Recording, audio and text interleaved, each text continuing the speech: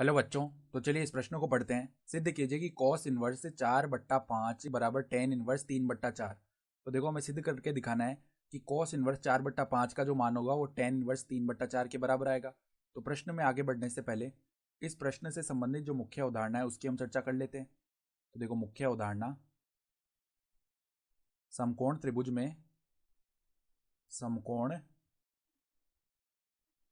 में क्या होता है, पाइथागोरस प्रमेय से हम क्या बोल सकते हैं, जो कर्ण का वर्ग होता है वो किसके बराबर आता है, आधार का वर्ग प्लस में जो लंब है उसका वर्ग। ठीक है, तो ये होता है समकोण त्रिभुज में। तो अब देखो यहां पर हमें क्या दिया हुआ है, कोस इनवर्स 4/5। तो इसको टेन इनवर्स में रूपांतरित करना है।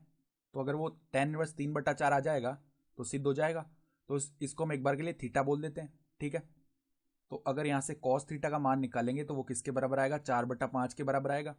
अब कॉस थीटा किसको निरूपित करता है, आधार बट्टा कर्ण को निरूपित करता है एक समकोण त्रिभुज में। ठीक है, तो अगर ये समकोण त्रिभुज है जिसमें ये कोण थीटा है तो आधार हो गया 4 और कर्ण हो जाएगा 5। ठीक है, तो अब लंब ज्ञात करें हम। तो देखो कर्ण का वर्ग यानी कि 5 का वर्ग बराबर में आना चाहिए आधार का वर्ग कितना है, 4 का वर्ग प्लस में जो लंब का वर्ग है उसको एक बार हम x बोल देते हैं तो x का वर्ग। ठीक है, तो x का वर्ग किसके बराबर आएगा, 5 का वर्ग हो गया 25 माइनस में 4 का वर्ग हो गया 16।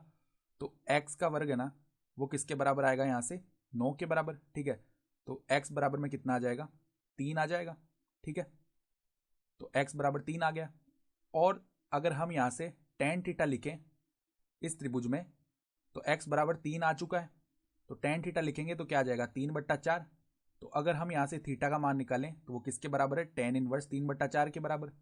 अब देखो थीटा का मान कॉस इनवर्स 4/5 के भी बराबर है और थीटा का मान टेन इनवर्स 3/4 के भी बराबर है। तो हम क्या बोल सकते हैं, कॉस इनवर्स 4/5 किसके बराबर होगा, टेन इनवर्स 3/4 के। तो इस प्रकार हमने यहाँ पर सिद्ध कर दिया। तो हम क्या लिख सकते हैं, इति सिद्धम, अर्थात दी गई उदाहरणा के आधार पर हमने सिद्ध करके दिखा दिया। तो आशा करता हूँ कि आपको ये प्रश्न समझ में आया होगा। धन्यवाद।